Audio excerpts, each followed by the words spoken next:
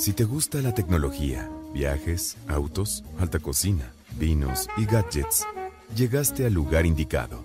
Aquí comienza Eddie Warman de Noche. Hoy vamos a hablar de vinos de Portugal. José Araujo, mi buen amigo, está hoy con nosotros, con Marco Garzón, sommelier. José es el gran importador de los vinos de Portugal. Alguna vez fui a Esporão y a Viña do Crasto en el Douro a recorrer estas bodegas con José Araujo, y hoy lo tengo aquí después de varios años que no nos veíamos, por lo menos durante la pandemia y quizá un poco antes, para catar algunos de los vinos de Portugal. ¿Qué característica tienen los vinos de Portugal? Son uvas diferentes, son vinos en algún caso más frutales, en otros se llama el vino verde. El Douro es la continuación del río Duero, pero los viñedos son diferentes en el Douro que en el Duero. En el Douro son como en terrazas, como en la escalera, y en España, en la Ribera del Duero, en la denominación de origen, suelen ser vinos que van subiendo un poquito la montaña nada más, son altiplanicies distintas. Portugal también es conocido por esa rica tradición y la amplia variedad de sus vinos. Han invertido en grandes cantidades ya en la renovación de las bodegas, en el cuidado de las parcelas, en la actualización e higiene del viñedo, en ingeniería de viñedo también, pero cuidan mucho y mantienen las uvas autóctonas. ¿Cuáles son estas famosas uvas conocidas autóctonas de Portugal? La Turiga Nacional, Turiga Franca, Tinta Roriz, conocida como Tempranillo, y Albariño o Albariño, entre otras. Y me da mucho gusto que estés con nosotros otra vez, José, y Marco Garzón, gracias por estar con nosotros. Gracias. ¿Qué nos trajeron hoy? ¿Qué es lo que trae Santa Claus en su bolsa? Pues primero, Eddie, muchas gracias por recibirnos. Es un placer, después de tanto tiempo, volver a encontrarnos. Hoy lo que quisiéramos hacer muy rápido contigo era un viaje por Portugal. Uh-huh. Por las diferentes o por las las regiones más icónicas de Portugal y las bodegas también. ¿Okay?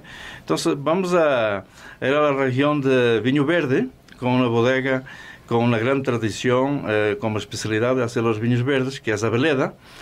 Luego tenemos en Palmela la casa de Dona Ermelinda, que es casa de Ermelinda Freitas. Palmela es una región. Es una región. ¿Que está por dónde? Muy cerca de Lisboa, que pertenece a Setúbal, ¿ok? Uh-huh. Setúbal, y la subregión es Palmela. Estamos hablando de 40 minutos de Lisboa. Uh-huh. ¿Okay? Es una bodega manejada por pura mujer desde hace 5 generaciones. Muy interesante. Luego tenemos el Alentejo, que tú conoces, la bodega Esporão. Uh-huh. También es una bodega icónica y, lógicamente, la región también es una de las más grandes productoras de vino en Portugal. Al sur de Portugal, y hace mucho calor, recuerdo el calor de allá, y recuerdo ese árbol de olivo de más de 1000 años que tenían en la entrada de Esporão. Es correcto, todavía está con más de 1000 años, mucho calor, uh-huh. Con variaciones de temperatura de la noche y el día, una amplitud bastante grande, ¿no? Y luego vamos al Douro, que es otra de las regiones bastante importantes en cuanto a la calidad y a nivel de producción. Como tú acabaste de decir, es un sistema de vinicultura diferente, aunque está en el mismo río que viene de España, que es el Duero, que se llama en España, y Douro en Portugal. Realmente los viñedos es un tipo de vinicultura de montaña, en terrazas, uh-huh. Y con características de uvas predominantes totalmente diferentes, pero realmente con una excelente calidad y concentración de sus vinos. Todas estas regiones, de donde es Veleda, de donde es Ermelinda, de donde es Esporão y do Crasto, ¿son denominaciones de origen protegida? Es correcto. Las tres. Las 4. Okay. Ah, ok. Vinho Verde es una región. Ah, así se llama. Así se llama. Vinho Verde. Vinho Verde. Palmela es una denominación de origen. Palmela. Ajá. Alentejo es denominación de origen controlada y Douro es denominación de origen controlada. Correcto. Ok, ahora, los vinos verdes se les llama así porque son vinos frescos, son vinos frutales, tienen buena acidez. ¿Y por qué más? Gracias. Buena tarde, Eddie. Qué bien que mencionas que por qué se les llama así. Entre las características que acabas de mencionar, justamente es una descripción organoléptica del vino. Como bien lo mencionas, son vinos con una muy buena acidez, un poquito de, en algunos casos, gas carbónico y sobre todo vinos muy... Añadido. Puede ser añadido, está permitido por la denominación, sin embargo, en algunos casos también es un gas carbónico natural. Uh-huh. ¿Sí?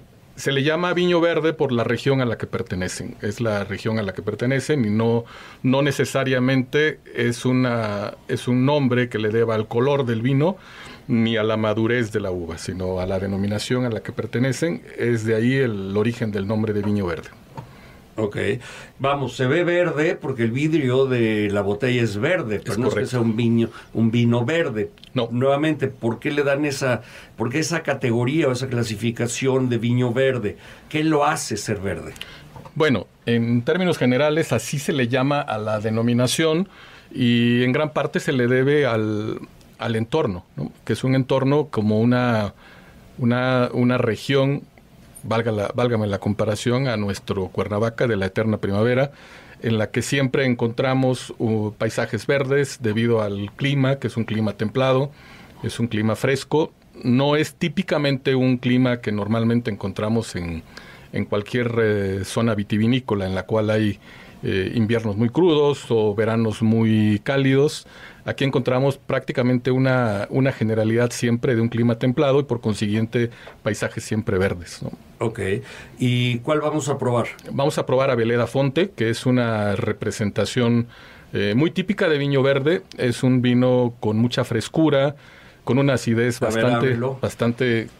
Para arrancarnos a probarlo. Uh-huh. Creo que también tienes ya abierto el otro, el Solos du Xisto. ¿Ese ya está abierto? No. Ah, ok. Entonces vamos a probar. No lo habíamos abierto precisamente para que no perdiera gas carbónico y frescura, uh-huh. Pero esto no nos lleva más de un minuto. Es interesante mencionar que la región y porque se llama viño verde, uh-huh. Hay una cierta connotación desde hace muchos años. Se asociaba denominar viño verde a un vino con bajo contenido alcohólico. ¿Ok? Que no es que la uva estuviera verde, pero los antiguos, los antepasados, asociaban eso a esa clasificación. ¿Ok?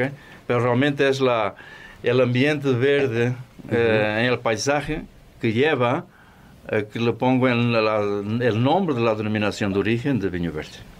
Ok.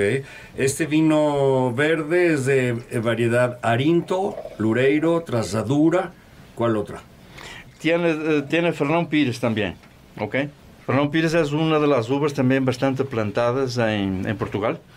Portugal tiene más de 250 uvas autóctonas. Ándale. Entonces, no vas a encontrar con tanta facilidad los monovarietales como estamos acostumbrados en México. Casi siempre son blends. Este es un vino particularmente Abeleda Fonte, un vino verde. Su color es un color paja muy clarito, tiene algo de burbuja. No se oye. Este vino no habla, pero tiene sus burbujas muy chiquitas, poco dulzón, bajo en alcohol. ¿Qué grado de alcohol tiene este? Este debe tener 9,5. ¿Ok? 9,5 grados. 9.5. 9.5. Es muy bajito comparado con los tradicionales vinos blancos que conocemos y muy frutal en boca, afrutado. La burbuja casi no se siente. Es una burbuja muy fina. Tenemos alrededor de 9-10 gramos de azúcar residual aquí en este vino, que nos permite que en conjugación con la acidez que tiene, se vuelve muy equilibrada el azúcar residual que tiene, no se siente molesto. Al contrario, creo que hace un buen equilibrio en boca. El gas carbónico acentúa los matices afrutados que tiene este vino y se vuelve un vino muy fresco, muy amigable, muy fácil de beber, sobre todo en una condición de calor, en una condición de un vino refrescante, un vino de diario, puede ser bastante amigable.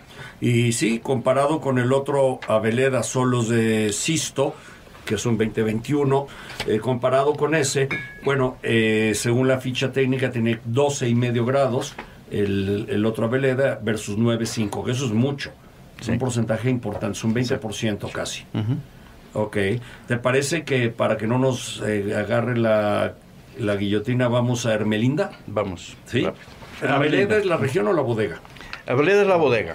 Okay. Tiene varias marcas y Aveleda es una de sus marcas típicas más importantes.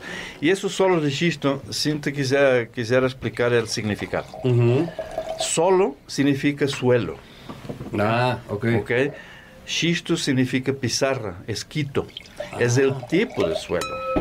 ¿Qué hizo la bodega? Aveleda tiene más de 150 años haciendo vinos blancos.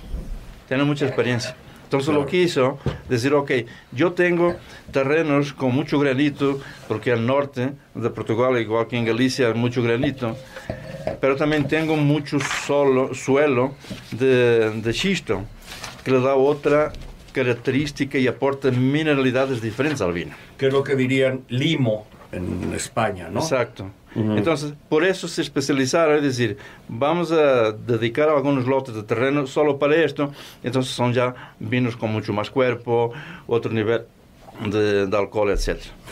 Ok, vámonos con Ermelinda, doña Ermelinda, que es Ermelinda Freitas. Ajá. Este es un vino tinto. ¿De qué características? ¿Qué región es esta? Esta es la región de Palmela, que está muy cerca de Lisboa, al sur de Portugal, antes de llegar al Alentejo. Y este vino tiene una característica que la uva predominante es Castelao. ¿Okay? Castelao, que es como castillo. Sí, como un castillo grande, quisiéramos decir.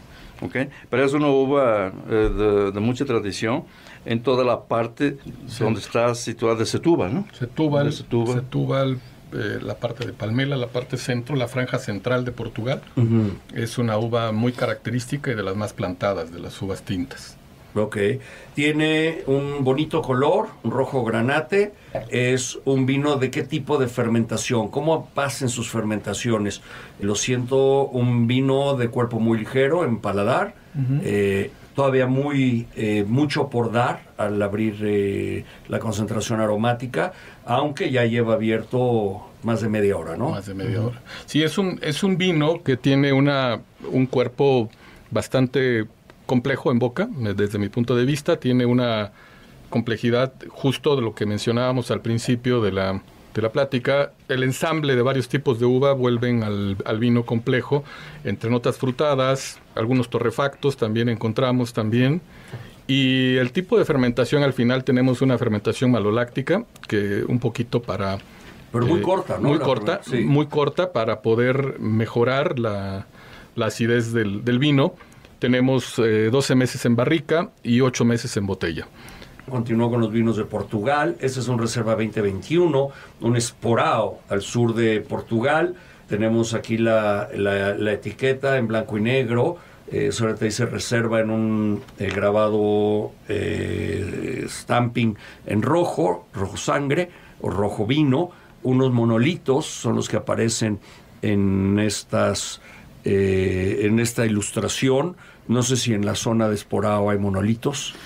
Sí, hay vestigios de civilizaciones muy antiguas, tanto visibles sobre la superficie como bajo suelo. De hecho, Esporao, en una parte de su hacienda, dejó de plantar sus vides, su viñedo, porque descubrieron realmente una civilización muy antigua. Y ahorita tienen museo, etcétera. Son muy respetuosos de todo lo que es culturalmente esta bodega. Y ahí aprovecho para hablar de esa etiqueta. Todas las cosechas cambian de etiqueta. ¿Okay? Y ellos tratan de aportar culturalmente con sus vinos, con los vinos premium, para la cultura portuguesa, haciendo un concurso para esa etiqueta. La etiqueta es diseñada normalmente por pintores, fotógrafos, algún artista.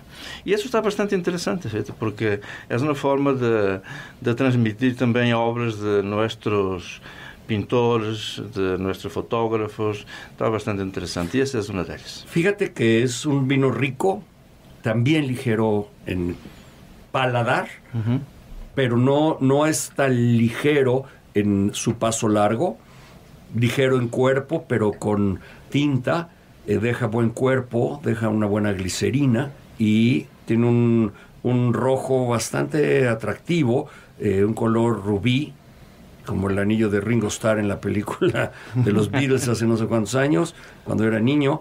Todavía marca violeta en el ribete y es un vino joven. Este es que un 2021. 2021. Sí. Este es un vino que todavía puede guardar bien, ¿eh? Mucho. Realmente acaba de ser lanzado al mercado, nos acaba de llegar. Realmente es la última cosecha que estamos comercializando. Es un vino que te marca esta fruta roja, fruta muy joven todavía. Igual te marca zarzamora, que fresa. Podría encontrarme este sabor de la ciruela, la fruta de la ciruela, que es moradita la carne por dentro, y que te hace salivar por la misma acidez. Algo de zarzamora también, zarzamora. Yo quisiera comentar algo importante. En el ensamble de este vino tenemos, entre algunas de las varietales, tenemos Alicante Bouschet, Trincadeira, Aragonés y Cabernet. Alicante Bouschet es un tipo de uva. Alicante Bouschet es un tipo de uva. Portugal tiene alrededor de 250 uvas autóctonas. Entre ellas, de las tintas, tenemos Alicante Bouschet, Trincadeira, tenemos la Aragonés y la Cabernet Sauvignon. Puesto que la región, y en este caso la denominación de origen controlada, que es Alentejo, se encuentra en la parte centro-sur de Portugal. Y algo interesante es que esta uva aragonés, que aquí le conocen como aragonés, en la parte norte de Portugal es tinta roriz y es la misma tempranillo.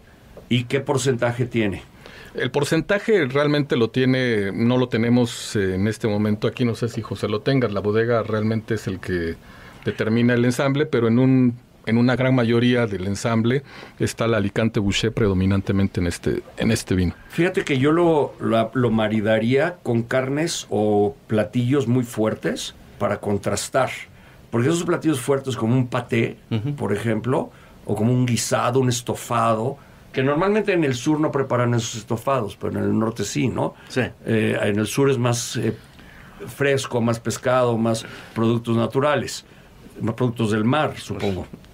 También hay parte de carnes de estofados a base de cordero, que realmente son que puede ser muy fuerte que también. son de sabores muy intensos, ¿eh? Entonces, y eso va bastante bien con eso. Le va muy bien, porque en esta textura de acidez, de fruta roja, de intensa, hace un buen contraste. Con un paté iría muy bien. Sí, yo creo que sí. Un estofado a lo mejor de cordero, de conejo. Va muy bien. Y eso sí se usa en esa región, fíjate. Es muy típico. Habrá que ir a probar a ver si es cierto. Hay que regresar allá. Vámonos al siguiente rapidísimo. Sí, hay que regresar. Porque se nos va a acabar el tiempo. Sí. Tenemos Quinta do Crasto. Este es un vino que ya sacó sus aromas en botella, ya estabilizó. Todavía con alto contenido de alcohol. ¿Es 15 grados este? 14. 14. Ahí está la botella. Roble francés. Sí. Color más intenso, más oscuro, más eucaliptos, más balsámicos, eso. Está muy bueno ese, man. Es un gran vino. Fíjate que tú conociste la bodega. Dormí ahí. Exacto. El viñedo de este vino en particular de Crasto Superior está como a 30 kilómetros. Bueno, creo que son 30 kilómetros. Por el río. Y luego es vinificado en la bodega. Pero realmente hay una región más elevada, muy cerca o más cerca de la frontera con España. Pero es una otra altitud de viñedos. Y te da presencia de fruta de bosque. Totalmente. Es una zona donde tú para llegar no es tan fácil. Es un vino con más cuerpo, más persistente, más largo, más fino. Más corpulento, con una tanicidad mucho mejor. Es un vino más pulido, La presencia de torrefactos, tabaco, madera es muy equilibrada, no es para nada predominante. Creo que hay un muy buen equilibrio entre la fruta y la madera. Es sedoso también. Es sedoso, es untuoso en boca también. El alcohol creo que lo podemos percibir como un alcohol cálido sin llegar a ser molesto. Es un alcohol bastante agradable en boca que se equilibra bastante bien con la frutalidad y la acidez y la tanicidad que tiene este vino. ¿Dónde se consiguen estos vinos? ¿Qué precios tienen? Mire, estos vinos, primero los puedes conseguir en la Naval. Ahí tenemos todo nuestro portafolio. Y luego lo puedes conseguir en City Market, en el interior de la República y otros distribuidores que tenemos. ¿Y la página de ustedes? La página nuestra ahorita está en reconstrucción, aviso, pero en la Naval lo tienes todo. En la Naval. Todo el portafolio está. Y puedes entrar a Esporao, buscar Esporao y ya ves toda la gama y la exportación. O sea, ¿de qué precios son? Por ejemplo, el Esporao, Quinta do Crasto, perdón, de Douro, ¿qué precio tiene? Eso está en 690. ¿Nada más? Sí. Hoy es un super vino, muy buen precio. Sí. Eso está en 690. El Esporao Reserva está en 880. Es más caro el Esporao. Es más caro el Esporao. Ajá. Okay. El Ermelinda está en 450. Okay. ¿De veras? Sí. Ok. El solos de xisto o suelos de pizarra está en 530 y el verde Valeda Fonte está en 290. Qué bárbaro, qué buenos precios. Sí. Muy bien. Si te quieren escribir y consultar, ¿dónde te encuentran a ti?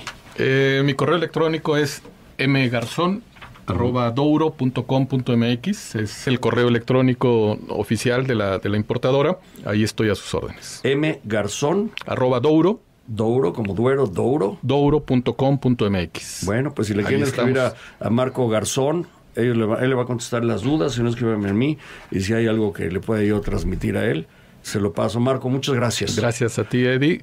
Vale la pena si tengo la oportunidad. Este último vino que probamos tiene presente una de las uvas, sin lugar a dudas, más representativa de Portugal, la Touriga Nacional. La Touriga Nacional. Muy bien, muchas gracias, Marco Garzón, querido José Araujo. Qué gusto volverte a ver.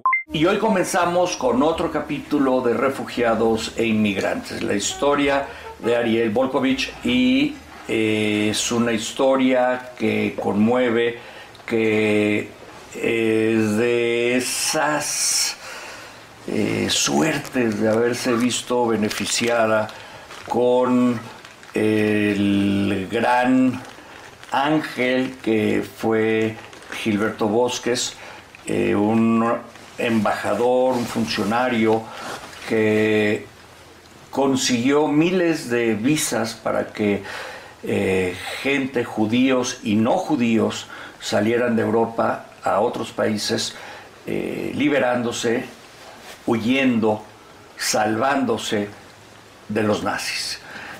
Ariel Volkovich Kojuk, casada con George Kojuk, Kojuk por casi 59 años, está hoy frente a mí. Tengo el gusto de conocerte hoy. Había oído esta historia, diversas personas me recomendaron que platicara contigo. Resulta que además es cercana a mi papá, que ya murió, a mi mamá.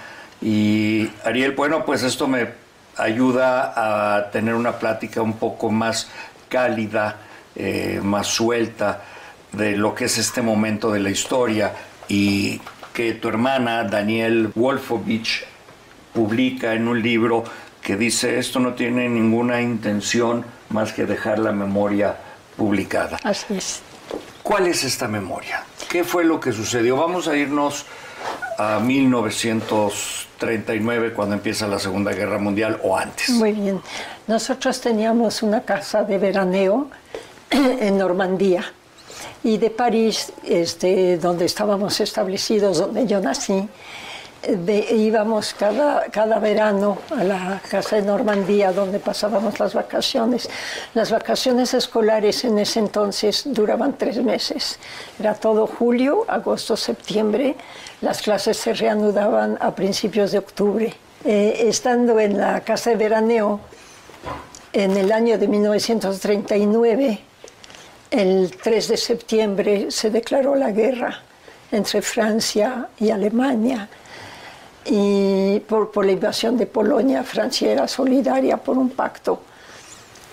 Polonia había sido invadida el 1 de septiembre y Francia en su pacto solidario se manifestó el 3 también como beligerante contra Alemania.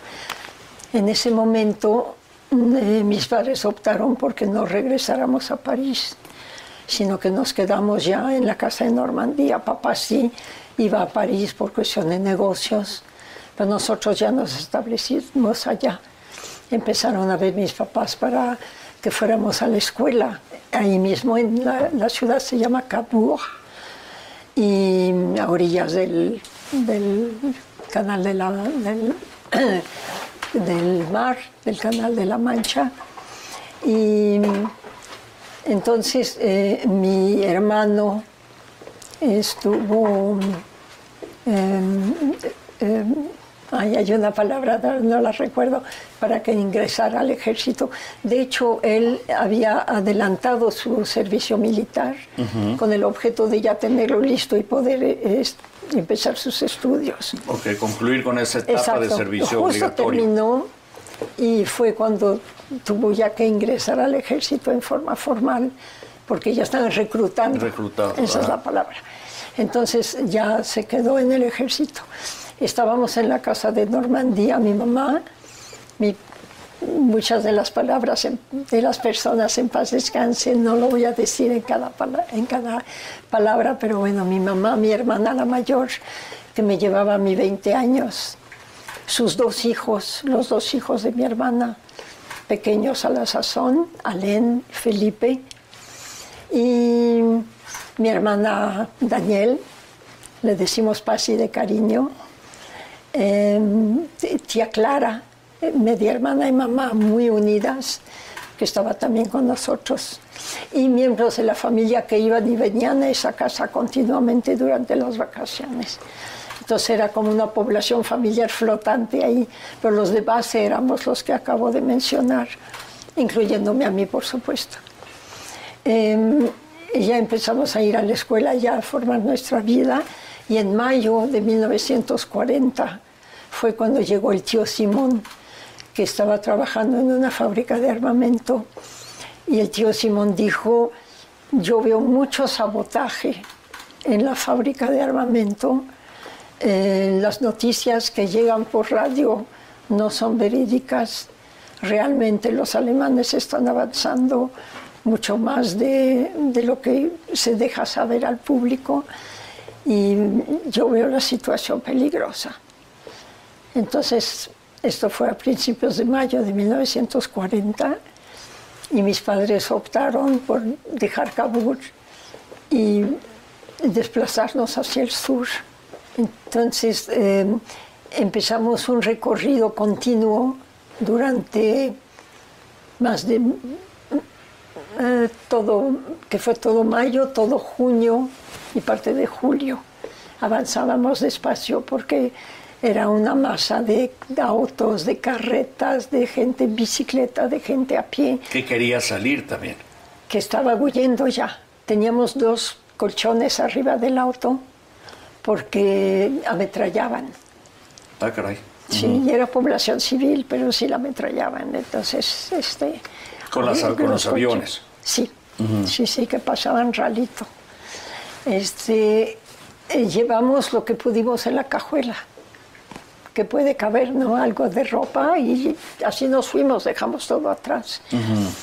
Recorrimos toda la costa atlántica, llegamos en un momento dado a un puerto que se llama La Rochelle, y ahí nos detuvimos para tomar un refrigerio. Esto fue el 17 de junio de 1940.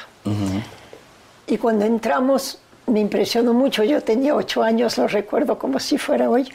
Todo el mundo estaba llorando, era una especie de bar. Todo el mundo estaba llorando, hombres maduros llorando, era muy impresionante. Y era el mariscal Pétain, que estaba anunciando la rendición de Francia. Esto fue el 17 de junio. Afortunadamente, el 18, el general de Gaulle, desde Londres, que ha sido mi héroe toda la vida y lo sigue siendo, nos devolvió la dignidad, declarando que Francia había perdido una batalla, pero que no había perdido la guerra, y que había que seguir con el espíritu de pensar que no éramos un pueblo vencido. Ya con este aporte emocional seguimos nuestro camino y llegamos muy al sur de Francia, a la frontera con España prácticamente, antes de llegar ahí, perdón, llegamos a San Juan de Luz. De ahí nos recomendaron irnos a una montaña. En Francia las montañas no son muy altas, más bien sería un cerro. Y ahí había eran campesinos, pero que albergaban personas cuando era requerido. Y nos abrieron sus puertas y nos quedamos un mes con ellos. Se llama Le Col de Saint-Ignace, donde nos quedamos. Era muy rústico, pero bueno, vida de campo, y era en el mes de julio, ¿no? Hacía calor, estaba agradable. Estuvimos ahí un mes. Y de ahí nos cambiamos a los Altos Pirineos, que ya es la frontera con Barcelona, ¿no? Con España, con el País Vasco. Con el País Vasco, exacto. Sí. Y ahí sí, en San Juan de Luz nos quedamos. El 30 de septiembre ya vamos para Marsella. Llegamos allá al Hotel de la Poste, y porque ahí ya mi tío Arturo, hermano de mi papá, y que estaba en comunicación con mi papá por telegrama, le había informado que ya estaban por entregarnos las visas para venirnos a México. El venirnos a México era sobrevivir, era salvar nuestra vida, porque sentíamos que sí se estaba cerrando el cerco sobre los judíos, y se oían muchas historias que nosotros niños no oímos nunca. Pero mis papás, por supuesto, estaban al tanto. Llegamos a Marsella, nos hospedamos ahí, y empezó papá a ir al Consulado de México, donde conoció al licenciado Gilberto Bosques. El licenciado Gilberto Bosques estaba expidiendo visas principalmente para los republicanos españoles, que también eran perseguidos, y para los judíos. Recibía instrucciones del gobierno de México y de acuerdo a las instrucciones expedía las visas. A nosotros afortunadamente nos tocaron las visas, y papá pudo conciliar que las visas coincidieran con las de España y Portugal, porque para salir a embarcarnos hacia México teníamos que atravesar España, llegar a Portugal y llegar a la costa atlántica de Portugal. Y como expedían las visas por muy poco tiempo, sucedía que cuando nos autorizaban determinado tránsito, el otro ya estaba vencido. Había que hacer que las estrellas se alinearan, y en un momento dado papá lo logró, afortunadamente. La historia de Ariel Volkovich es una historia que conmueve. Resulta que además es cercana a mi papá, que ya murió, a mi mamá. Y Ariel, bueno, pues esto me ayuda a tener una plática un poco más cálida, más suelta de lo que es este momento de la historia. ¿Qué fue lo que sucedió? Vamos a irnos a 1939, cuando empieza la Segunda Guerra Mundial, o antes. Muy bien. Estando en Marsella, en el Hotel de la Poste, quisiera relatar un episodio importante. Estaba prohibido usar la energía eléctrica. Era un hotel bastante grande, pero no podíamos usar el elevador. Estábamos en una habitación, mi mamá, mis dos sobrinos, mi hermana Daniel y yo. Papá había salido, mi hermana la mayor también había salido. Y en un momento dado, mamá estaba preparando un atole para mi sobrino Philip, que era pequeño, tenía como 2 añitos. Nació en 38, no, ya tenía 3 años, en fin. Mamá le estaba preparando un atole en una parrilla eléctrica. Y en eso tocan a la puerta. Mamá pregunta quién es y le dicen police. Y entonces mamá pensó, ya se dieron cuenta que estoy jalando corriente y vienen a interpelarme para que no use corriente, que está prohibido. Entonces desenchufó la parrilla y la escondió debajo de la cama. Y fue y abrió y le preguntó al inspector de policía qué se ofrecía. Y el inspector le dijo, quiero ver sus papeles. Y mamá le dijo, ¿por qué? Y le dijo, ¿es usted de confesión judía? Y mamá le dijo, sí, y me enorgullezco de ello. Y dijo, pues necesito ver sus papeles. Entonces mamá le entregó los papeles, pasaporte, demás, identificación. Y entonces el policía le dijo, ¿va usted a seguirme? Y mamá le dijo, no lo puedo seguir, tengo 4 niños aquí en la recámara. Y el inspector le dijo, ¿me va usted a seguir con los niños? Y mamá le dijo, no, no lo voy a seguir con los niños. Entonces le dijo, si no viene usted por la buena, me la voy a llevar por la fuerza. Y mamá le contestó, si usted toca un cabello de la cabeza de estos niños, le voy a hacer el escándalo más grande que Francia haya conocido desde Charlotte Corday. Y le dijo, perdón, señora, son órdenes. No, no dijo perdón, dijo son órdenes. Mi mamá le dijo, órdenes así. Y siendo miembro de la policía francesa, les debería de dar vergüenza ejecutarlas. Y le cerró la puerta. Bueno, qué valiente. Ese día nos salvó a todos, porque supimos después que fuimos los únicos judíos que quedamos en ese hotel. A los demás se los llevaron a los campos. Se los llevaron deportados, todos. ¿Qué viste en México cuando llegaste? ¿Cuál fue tu primera impresión? De color y de luz y de mucha cordialidad. Es un país muy cálido, la gente es extraordinaria.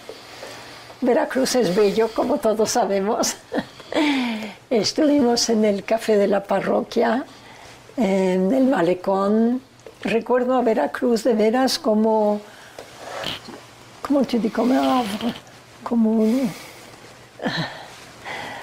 un recinto de paz. Sí, como un bálsamo de paz, como algo, pero más que de paz, también de amor, ¿no? Fue una sensación muy, muy bonita al llegar a México. Y lo que recuerdo mucho es a las personas de ayuda de casa, que tenían unas trenzotas maravillosas, y entonces no había habitación, por lo menos en nuestro edificio, no había habitación para la persona que nos ayudaba.